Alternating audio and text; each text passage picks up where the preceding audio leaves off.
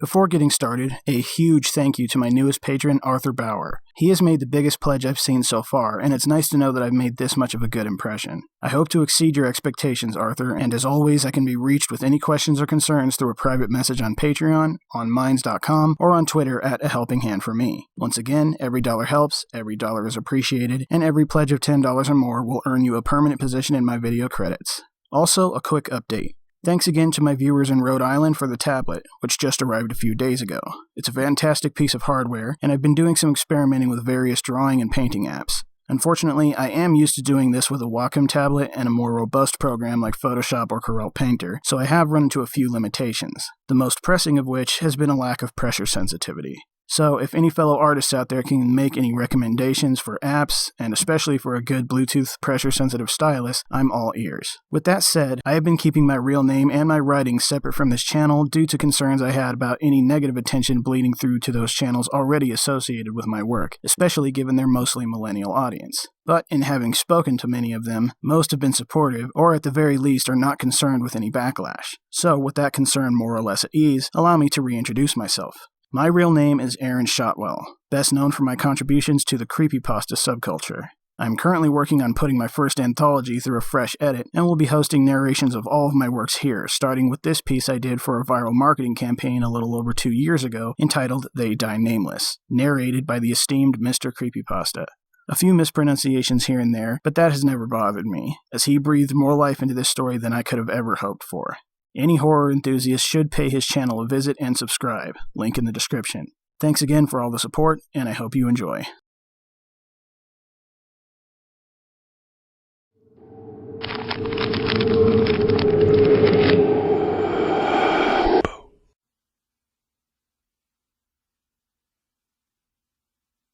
The Pyramid, in theaters December 5th. My name is Adam James. My name is Adam James. My name is Adam James.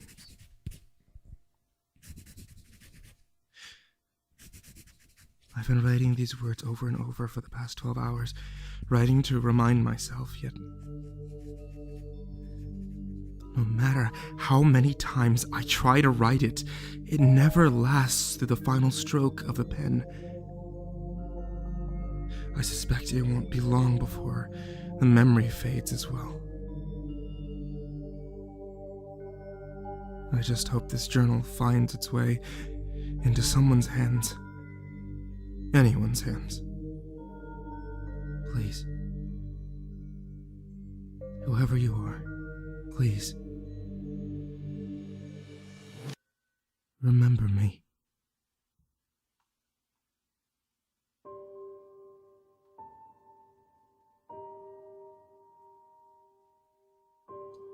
June 5th, 1964.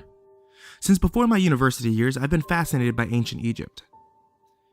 The cradle of civilization where gods and empires rose from untamed sands.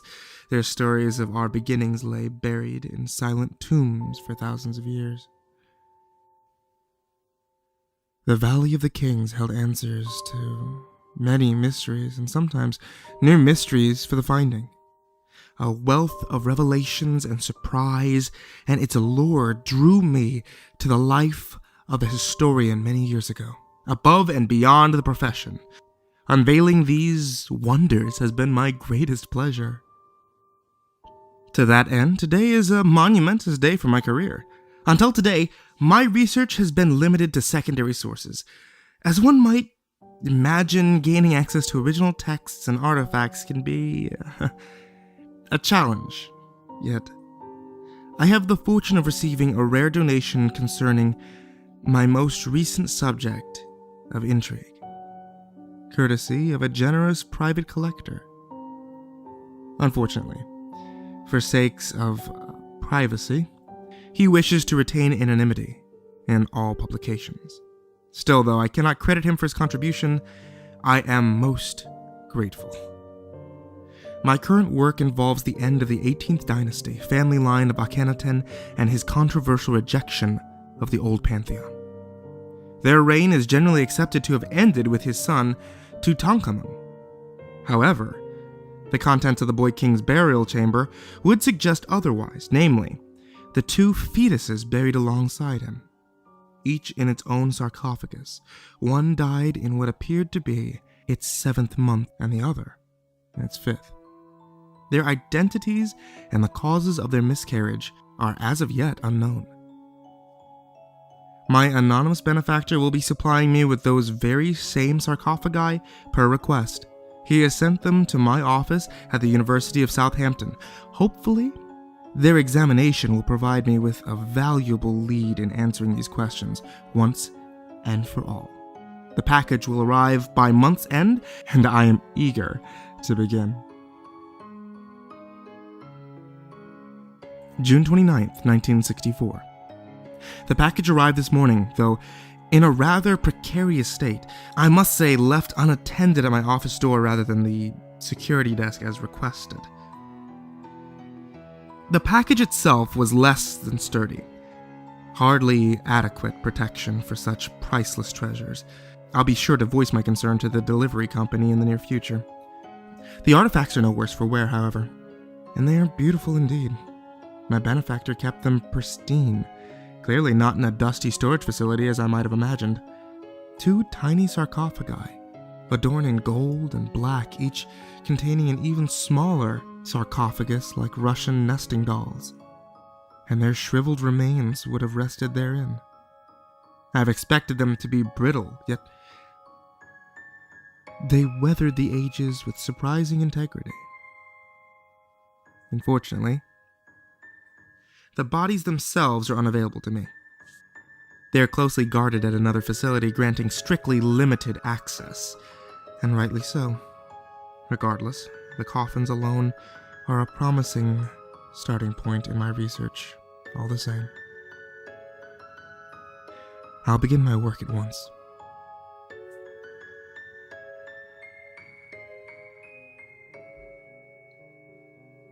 July 10th, 1964. The coffins have been in my possession for over a week now, and they provide more questions than answers. The photographs I've seen before their arrival showed no obvious signs of identity, so I suspected a more careful examination would be necessary, yet they've yielded nothing. No names, of course, no epithet, no prayers, no symbols of protection, not even the smallest indication of ritualistic practice concerning such deaths. Now, these fetuses were embalmed and entombed in royal fashion, yet put to rest with no marks of distinction is a confounding enigma. I can only assume they were Tutankhamun's miscarried children based on how near they were found to his resting place, and even that poorly supported conclusion lends no clue to the circumstances surrounding their deaths. Clearly, these two were of great importance. Their bodies were treated with the same care as any king. Why? Why would they die nameless? Why would it be permitted? This was no folly of incompetence or neglect. No, I can say with confidence that they were deliberately omitted. Very puzzling. July 23rd, 1964. At the height of my frustrations, I've made an astonishing discovery. To be honest, I am surprised that I'm the first to notice it, or at least the first to mention it. At the foot of one of the inner sarcophagi, near the edge of the lip, beneath the lid, I found a very fine, nearly undetectable slit in the clay. It could easily be mistaken for a stress fracture, and I almost dismissed it as such. However, when I adjusted my desk lamp, that's when I saw it. Something deep in the slit, reflecting the faintest touch of light. And after probing with a needle and a pair of tweezers, I was able to extract a small, tightly folded piece of papyrus reed parchment. Of course, it did not age as well as the clay sarcophagus, made thin and weak at its ancient seams. keeping it intact whilst unfolding was a delicate and trying task, yet mostly successful. The last bit adheres to itself rather strongly, and with evident purpose. The ink is quite faded, but I have been able to discern the following. Let their names die with them, sealed in earth and forgotten. They were called... Doubtless the last bit conceals what would have been their names in life had they survived. The Riskian must be able to undo the last few folds with a careful application of razor blades and non-corrosive solvent. But I must use caution, as this could very well be the key to solving the riddle, thereby documenting a solid conclusion to an important period in Egyptian history. July 24th, 1964. I've been staring at this blank page for a while now, trying to find words to describe what I experienced last night. It sounds ludicrous no matter how much I try to phrase it, so I've been trying to rationalize it. It may be due to lack of sleep, or perhaps mounting frustration, perhaps oncoming sickness and feverish hallucinations. I'm uncertain, but I cannot fathom the alternative yet. For all my reasoning, I cannot dismiss the chill crawling over my skin. The last of the parchment folds gave more easily than I expected, requiring very little pressure at all, and then revealed what I now struggle to explain. I understood the characters that I saw. I understood their meanings and uses individually. I understood the sounds they would have made, but together, as I saw them in that state, they invoked no thought, only a dense fog of confusion, and any semblance of meaning dissolved from my mind the moment I looked away. Even as I attempted to copy the characters I saw, to put them to paper, I found that I was unable. I understood the lines that composed them, yet I could not move my hand to recreate them. It is as though these words, these names, refuse to be repeated. When I unfolded the last bit, I swear that I felt a gust of cold air rush over me. I heard a wordless whisper in my ear calling me. It is a peculiar feeling, and I labor to overcome it. I feel something dreadful surrounding these names. Something dark. What in the world have I disturbed?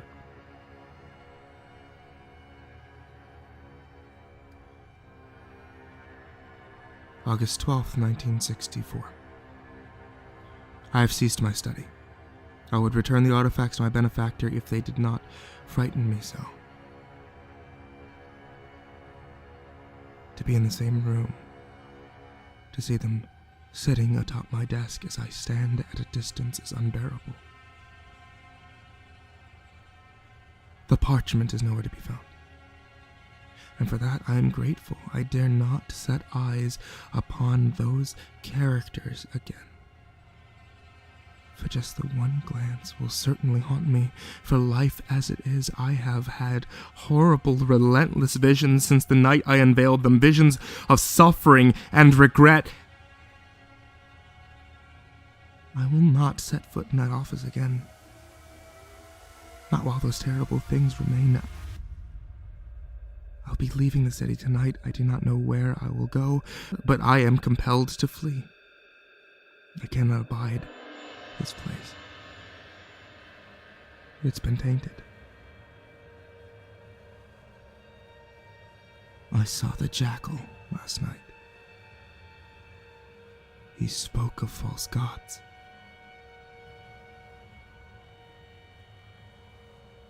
October 18th, 1964.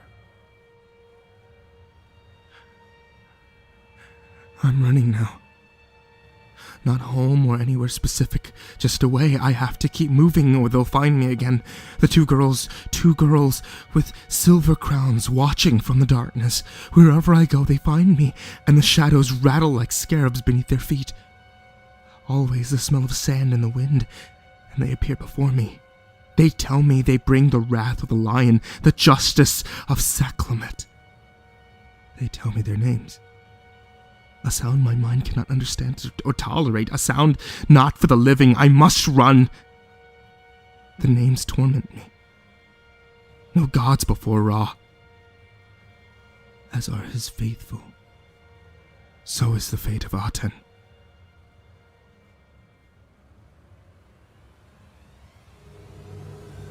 December 6, 1964. I returned to the university today. Perhaps in hopes that I may appease the dead, that I may somehow give their names back to the void and the unborn daughters that might leave me in peace. I return as a stranger. Colleagues had forgotten my name, old friends had forgotten my face, and my office, where my curse began, had never existed. In its place, I found nothing more than the wall connecting the rooms that once sat to its left and right. A wall yellowed with the same age as the building itself. I find no asylum here.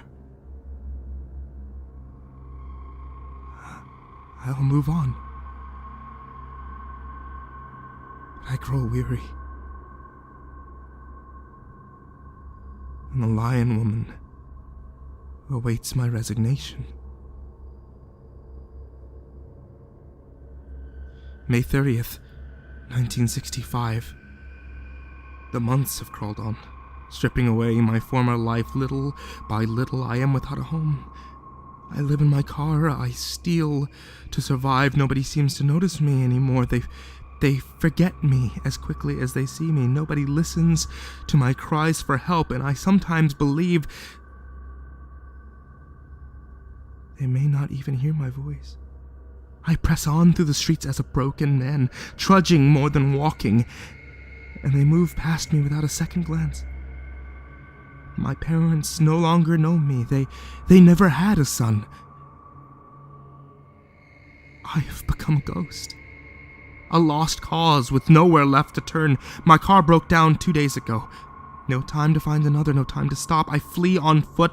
I sleep only where I lose consciousness. I pray that they don't take me in my sleep, and I count my blessings when I wake up where I collapsed, but I always see them, waiting for me in the last moments of dusk before sunrise.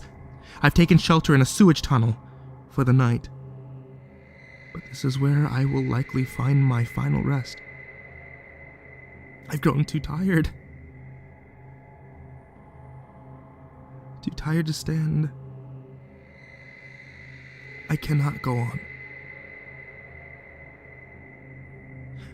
I await my judgment.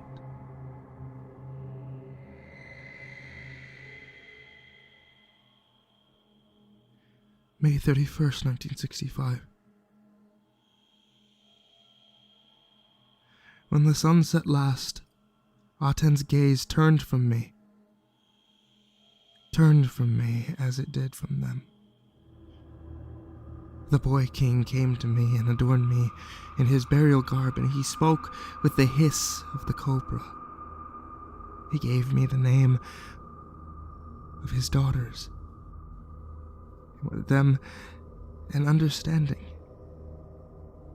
To know faith in Aten is to know the anger of Ra. To know Aten's faithful is to know the wrath of Sekhmet.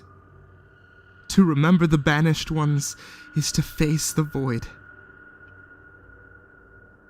And so, in exchange for their names, he took my own. This will be my last entry. Here, on this page, I leave my last words to the world, though they may never be known. Each letter's ink lifts from the page like an ash on a breeze, and as I lay here dying, slowly collapsing to dust without the essence of a self, I cannot help but reach out to another in vain. I cannot help but try to leave a memory. Please, remember me.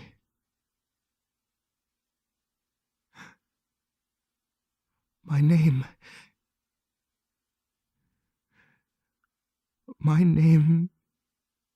is...